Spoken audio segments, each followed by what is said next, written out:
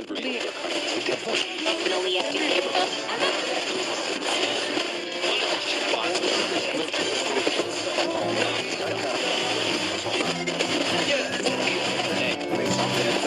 the opposite of paranoia. Instead of fearing the worst, you believe the universe is constantly working in your favor. This empowering mindset was coined not too long ago, and it's called pronoia. Pronoia is when you're convinced the universe has a crush on you. So why be paranoid when you can be pronoid and expect surprise parties from the universe? Embrace this beautiful belief and watch as the world conspires to shower you with blessings. Imagine a world where every twist and turn in your journey is a wink from the universe, guiding you towards something wonderful. Lost your keys? Pronoia says it's the universe's quirky way of making you slow down and avoid that traffic jam. The unexpected detour, a scenic route to your next big adventure. Missed your bus? There's an interesting person you meet while you wait. And when your plans fall through, pronoia winks and says, better plans are on the way. When you adopt pronoia, start seeing opportunity. And bless your day.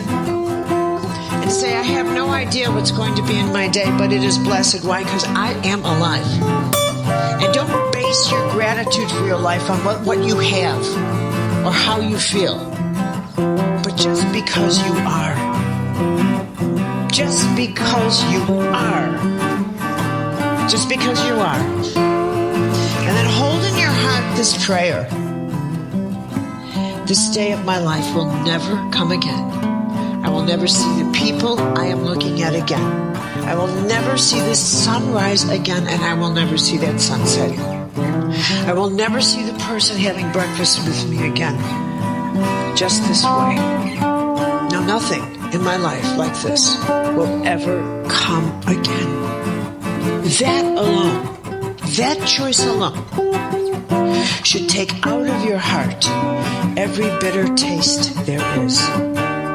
That it should shape the life around you with such grace and such beauty that make you only want to see the present with great gratitude and love. Thank you.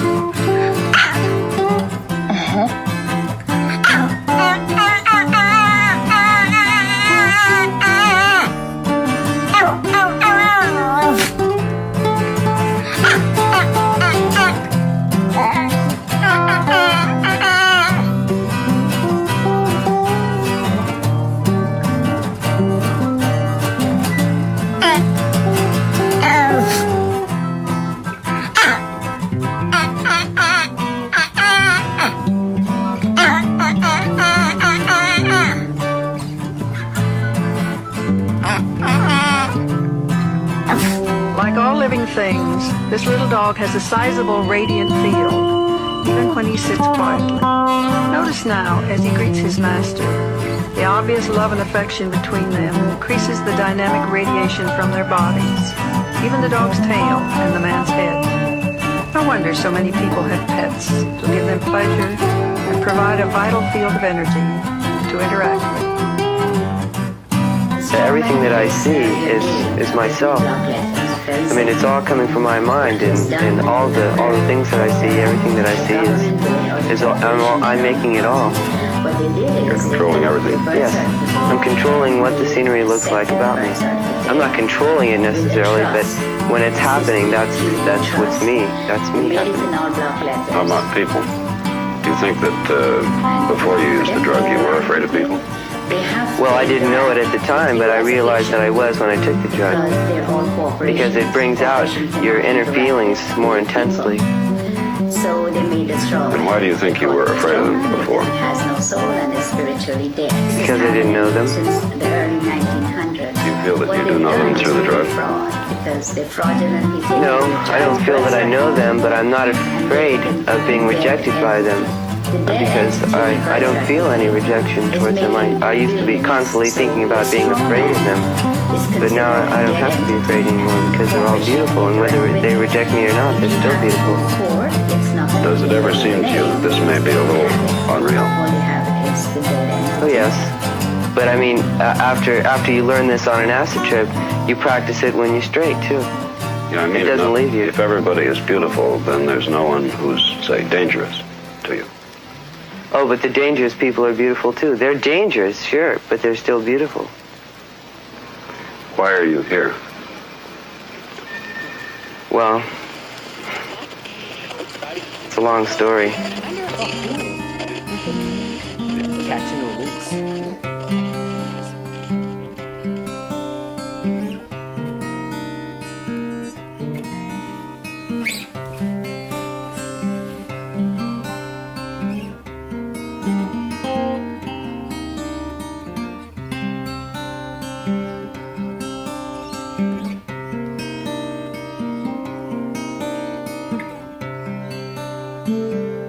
How do you make reality malleable? And it has not completed its journey.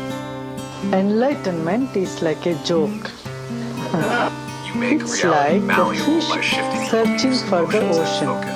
Enlightenment is the very core of our being. We are all gifted with that innocence. We came to the world with innocence. But then, gradually we lost the innocence. As we become more intelligent, we have lost the innocence. We were born with silence. As we grew up, we lost the silence and words entered in our head. We were born with the heart. We lived in our heart.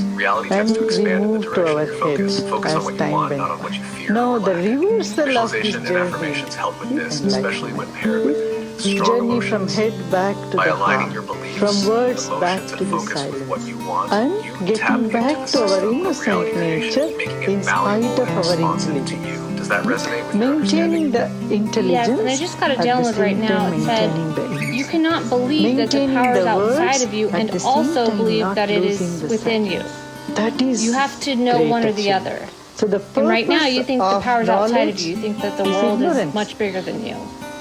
Like a mountain could crush you. Knowledge should lead you to a point where you feel, so you'll never know. If knowledge leads you to a point, oh, I know. How do you make I know all reality? about, then it has not completed its journey. Enlightenment is like a joke.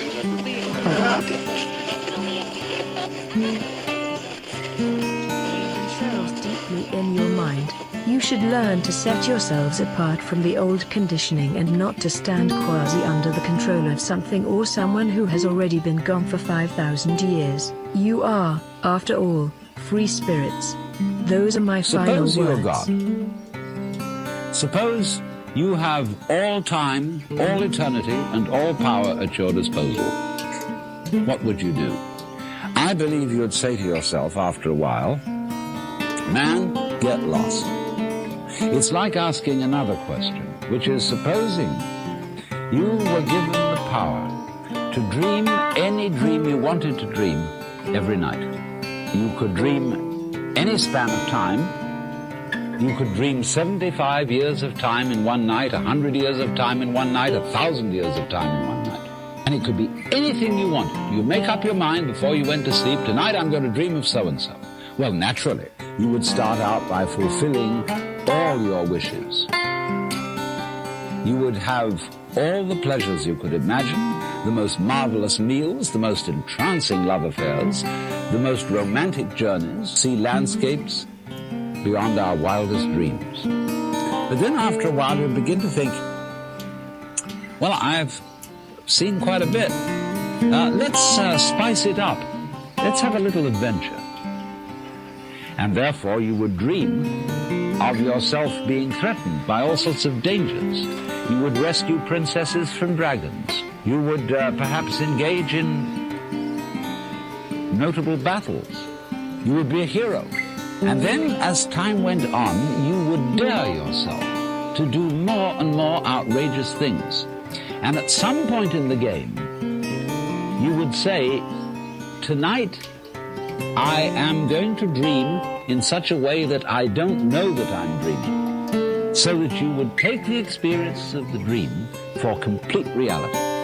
And then, on successive nights, you might dare yourself to experience the most extraordinary things just for the contrast when you woke up. You could, for example, dream yourself in situations of extreme poverty, disease, agony. You could, as it were, work on the vibration of suffering to its most intense point, and then suddenly, whoop, wake up and find it was after all nothing but a dream and everything perfectly okay. Well, how do you know that that's not what you're doing already?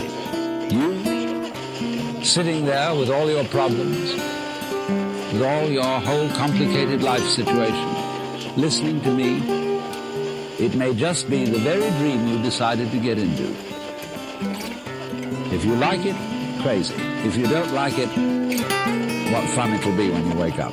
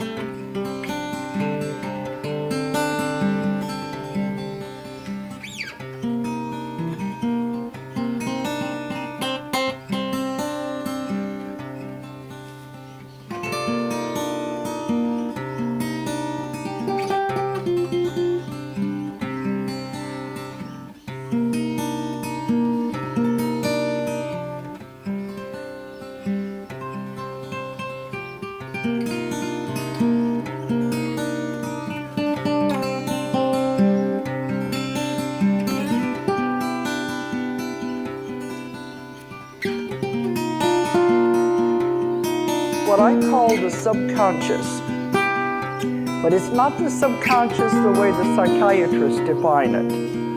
And I've had arguments with psychiatrists that have taken my class about this because they don't agree with me. But the subconscious, the way the psychiatrists define it, that to me is a childish part of the mind. And you can use it for habits, stop smoking, lose weight, but it does not have the knowledge of this part that I found. The part I work with that I call the subconscious, you may want to define it as the oversoul, the higher self, the higher consciousness. But it is so big and so huge that it has the answers to everything. Why not work with that part? Because it is so powerful. I call it the subconscious. They said they don't care. They said, we'll work with you no matter what you call us. But I call it that part. Some of my students said they've begun calling it the higher self, which doesn't make any difference, it works. But that's the one that I call in when I'm doing the instantaneous healings, and also it solves the person's problems. But the interesting thing that has happened with this, and I call it them, because they refer to themselves as a group, but it is a very powerful group. But it's amazing that it is so huge, but cares very much about each individual person. And that's why when I do the session, it has so much love for the person I'm working with, it's beyond description. But it's hard to explain because it's beyond our way of defining things. So when I'm contacting this part, one time I asked them, well, who are you? Because they referred to themselves as a group, and they said, we are the collective. And I said, that sounds like the Borg on Star Trek. But it is such a powerful group that the amazing thing about it is it comes through everybody I work with. All over the world, it doesn't make any difference. It's always the same. It's always the same definitions. It always uses the same terminology, the way it speaks. It's always the same, I want to say entity, it's too bigger than that. But people have taken my class and said if they've had it happen, they'll say, yeah, I contacted the subconscious, and I have to say with a capital S, because it is so powerful when it comes through. But how can you explain it? It comes through everybody I work with, and nobody knows what I'm looking for. They come to me with problems, and I'm helping them with that. But it's always the same voice, the same definitions, the same terminology. Doesn't make any difference where I speak to them anywhere in the world. And as part of this, This is how I get my information that I write about. A lot of times it is the entire session they will turn into the part I need. But a lot of times toward the end of the session, and I can be in England having a session. Toward the end of the session, this voice will come through. They never interrupt the therapy, but toward the end, it'll come through and say, Dolores, this is the next piece of information you need for your next book. And they'll start giving me a theory that I haven't even heard of before. And I'll say, okay. And then a couple of weeks later, I'll be back in the States doing somebody else. It'll happen again. And they give me more information about the theory they've just given me. So it's like a continuing thing. And some of these people will go home and they'll email me or call me and they'll say, what was that voice at the end of the tape? Because it definitely wasn't them. So I call them they because they have become so powerful in my life. And it's not channeling because this is something much bigger than that. Because it's not coming through one person, it's coming through many, many people. So that's what my books, especially the new ones now, the Convoluted Universe series, are coming from the fact that accumulation of the material that they keep giving me. And every time I think I've got it all, there's nothing more they can possibly tell me. Something new comes out through somebody else, and I'm off on another theory. That's how the Convoluted Universe material came about, because when I was doing the custodians, that was my 20 years of working with the UFOs and the abduction cases. And the voices began to come through them, but those were the ETs were giving me information about their planets, about how their ships operated, and why they were coming. This is one of the reasons that I did want to print Don's books, because he was validating all the things that I've written about that I found this way. And to me, that shows there's something to it if it's coming from other directions, the same material. Because they gave me the same story of the seeding of the planet Earth, how life began, how they've been taking care of us since the beginning of time. But it began to go in different directions, away from UFOs and abductions, and began to get into complicated metaphysics. That's when I started writing the Convoluted Universe series. But what I'm getting now, I could never have understood 30 years ago when I started out. I've been evolving and growing the whole time. I've written 15 books now. And some people say they want to read the books in the order I wrote them so they can see how I evolved and how I changed as I went along. Because I began in the very beginning, 30 years ago, with this reincarnation. I thought I had all the answers, you know. I figured I knew it all. You know, I knew how reincarnation works. I was thinking of it in the linear fashion. And I thought I had it all figured out. But then they began coming up with these other theories. And I was saying, wait a minute. The first one was the imprinting theory. I'm not going to go into a lot of this because I've talked for days on these things, and you can see why. But they came up with a theory that I'd never heard of, and it disrupted my belief system. Like, wait a minute, guys, you know, I've got this all figured out. Now you're throwing something else in here that doesn't go according to what I believe and what I thought I'd learned. And it really bothered me. But then I got to thinking, if I wasn't open to new ideas and asking questions and learning something else,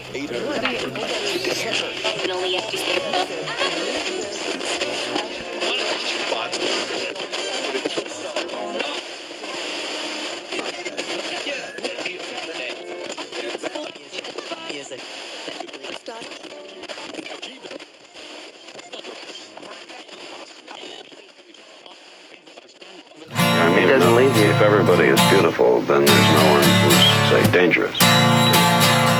Oh, but the dangerous people are beautiful too. They're dangerous spirits, but they're still beautiful. Why are you here? Well,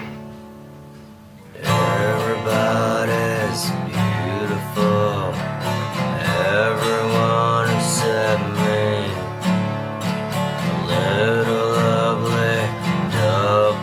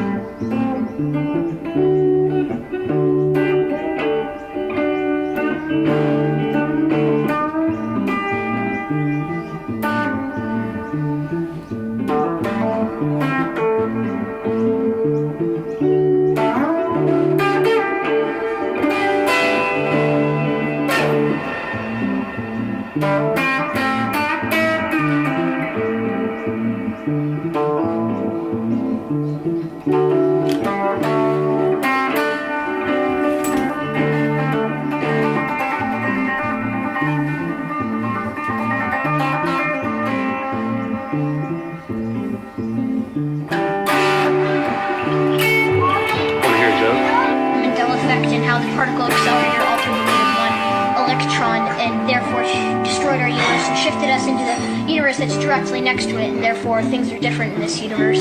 So you believe that this thing that some people call the Mandela effect is actually real? Oh, it's absolutely real. Can you describe what it is for people who have never heard it before? Sure. So the Mandela effect is the effect of some people thought that Nelson Mandela died at a certain time. Other people remember it as a different time, and this goes for a lot of other things. You know, Star Wars, classic videos, Mirror, Mirror on the Wall. Everybody knows that. Well, if you actually look back to the original film, it's not Mirror, Mirror on the Wall. It's Magic Mirror on the Wall. And some people actually... Which, of course, it's not. It's not, in right. the reality I grew up in. Right, exactly. An alternate expansion of our universes. Even in my own scientific notes, I found rewritten signatures and things that are a little bit different from originally what I wrote. DMT is the strongest hallucinogen there is. If it's possible to get more loaded than that, I don't want to know about it. And I say so when I'm there. I say, my God, if you can get more loaded than this, keep it away from me. So that's it. It's the strongest. It's also the shortest acting. DMT, when smoked, in most people, is return you to normal in under 10 minutes. Under 10 minutes. Now, this is interesting because people who think there's nothing to this, who should actually invest the 10 minutes to find out what's, a 10-minute DMT trip is worth 20 years of academic pharmacology, art history, psychology, and all this other malarkey. Because then you just say, okay, I got it. Another very interesting thing about DMT is it occurs naturally in the human brain. Well, now what's going on here? He's saying the strongest drug, the fastest drug, is the most natural drug. It means that, you don't have to sail off into 3-hydroxy-4-pyridyl N-methyl-marubishtik or something like that to get into the exotic realms. No, a human metabolite, which takes only 10 minutes to undergo its entire exfoliation and quenching, is the strongest of all. Well, then what is it? What does strong mean? What is a strong psychedelic?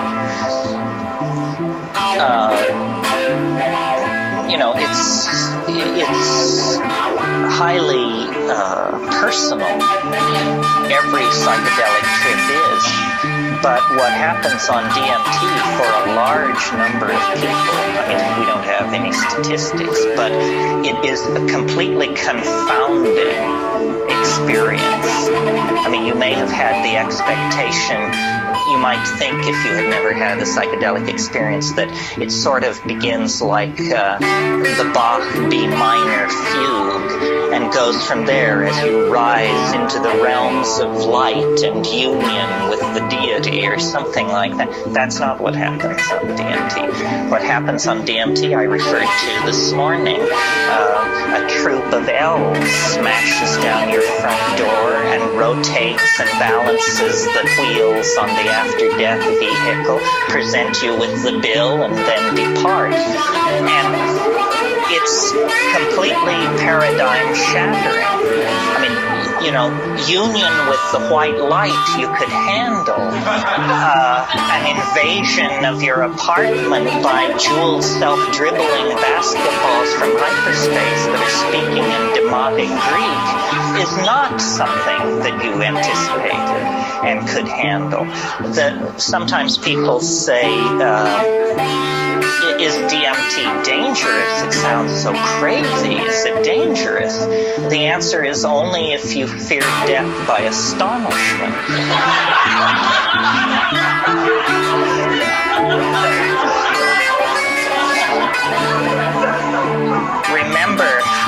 how you laughed when this possibility was raised, and a moment will come that will wipe the smile right off your face.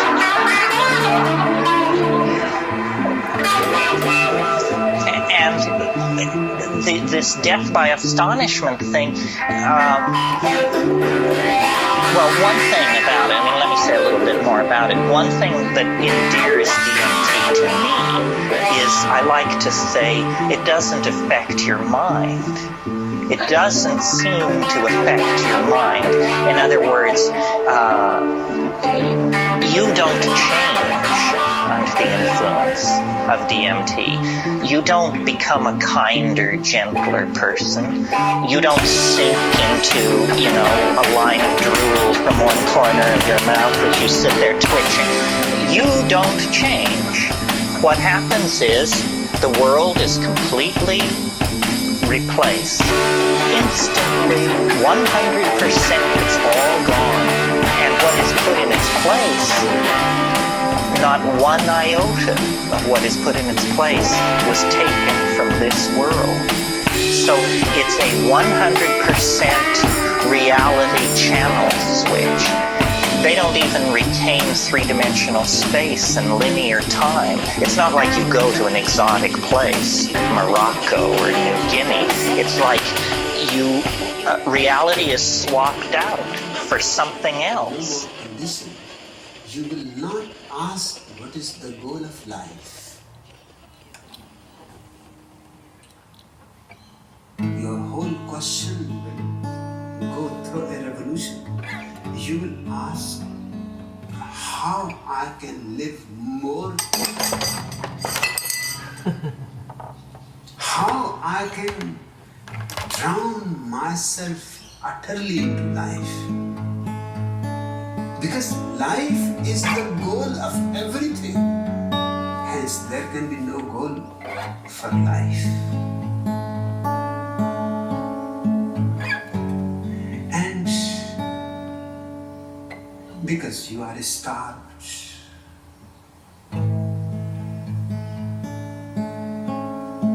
and except death, there seems to be nothing. Life is slipping out of your hands, and death is coming closer every moment. You cannot dodge death.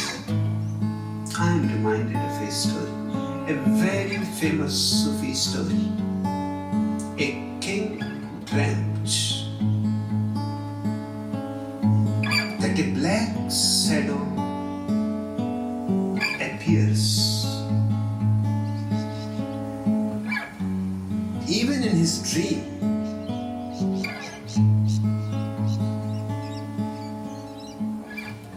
he freaks out. He said, "Who are you? And what is the purpose of your being in my dream?"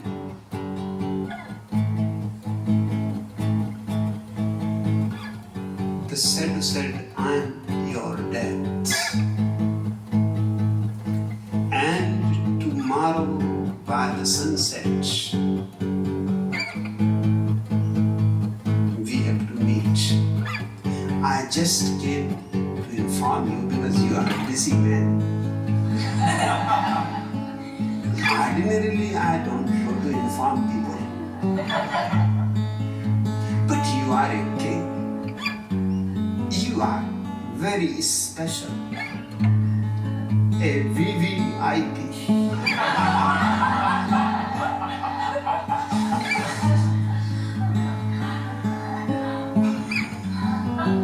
I have been afraid perhaps you may not meet me at the right place. You may be engaged somewhere else than what I am to do. You have to meet me at the right place, right time. Remember." And this, before he could ask where is the right place, out of fear, his sleep was broken. The shadow disappeared. The time was known, right time, sunset, tomorrow. But where is the place? He tried many times to close his eyes and find out the shadow to ask, where is the place where I'm supposed to meet you? Not that he wanted to meet death, he wanted to know the place so he can avoid that place. But in this whole world, where that place is? But you cannot continue a dream, this is a difficulty. Once it is broken, however hard you close your eyes, you cannot continue the same dream.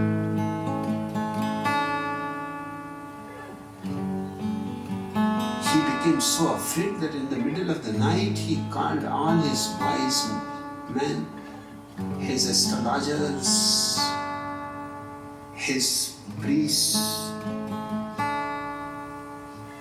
prophets, prophets, and he said, you decide where is the right place so that I can avoid it.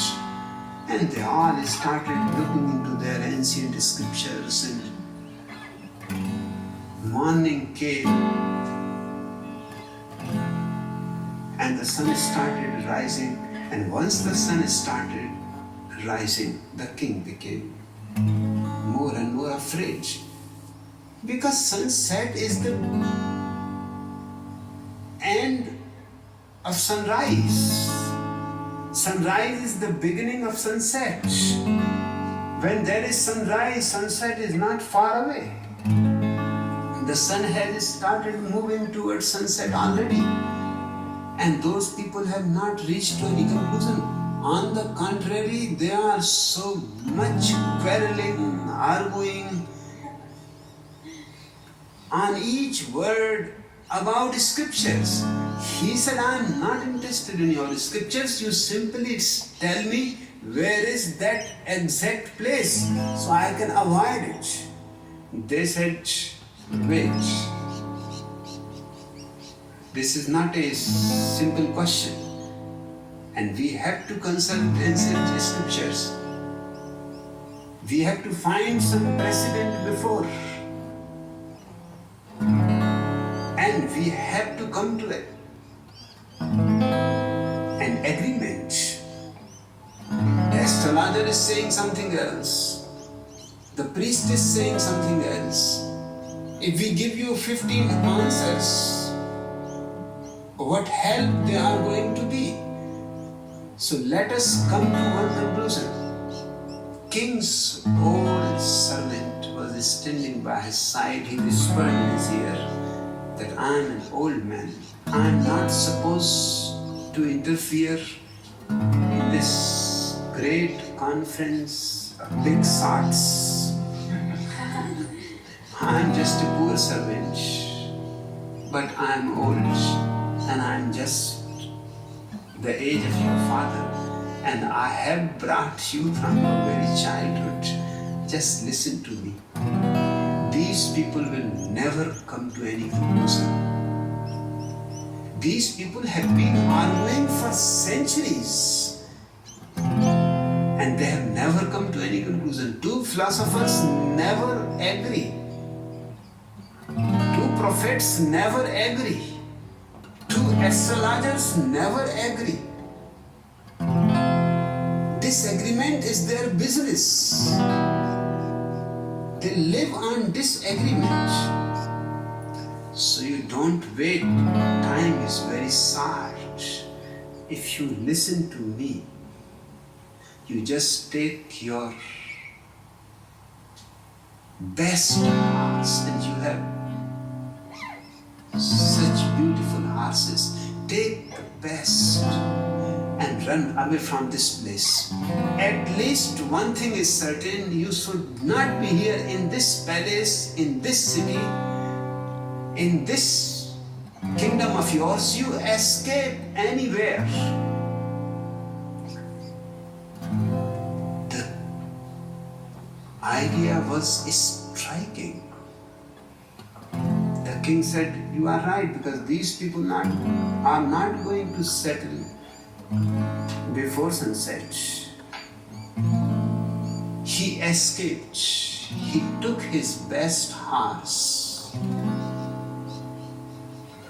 and by the evening when the sun was just going to set, he has crossed the borders of his kingdom, entered into another kingdom. He was just so happy that he has escaped.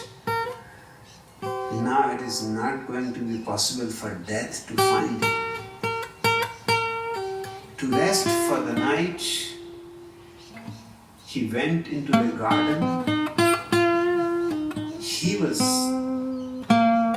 thanking his horse because the horse has done really a miraculous job.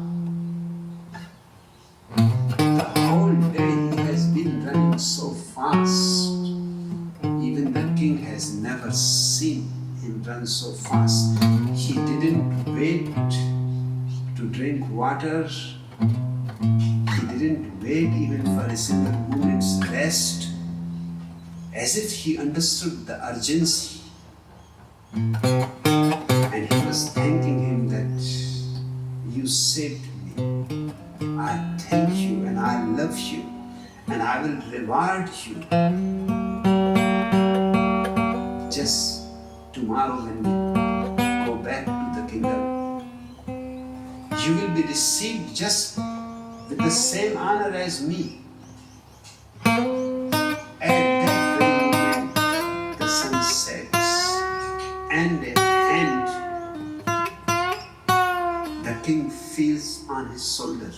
He looks back, the old dark shadow he had seen in the night. The shadow laughs and says, you should not thank the horse. I should thank the horse, because this is the place where I was waiting. And I was afraid whether your horse is going to make it or not. But he did make it. You have really a rare horse. You have come to the right point in the right time. Whatever you are doing, you will reach in the right time, in the right place to meet death.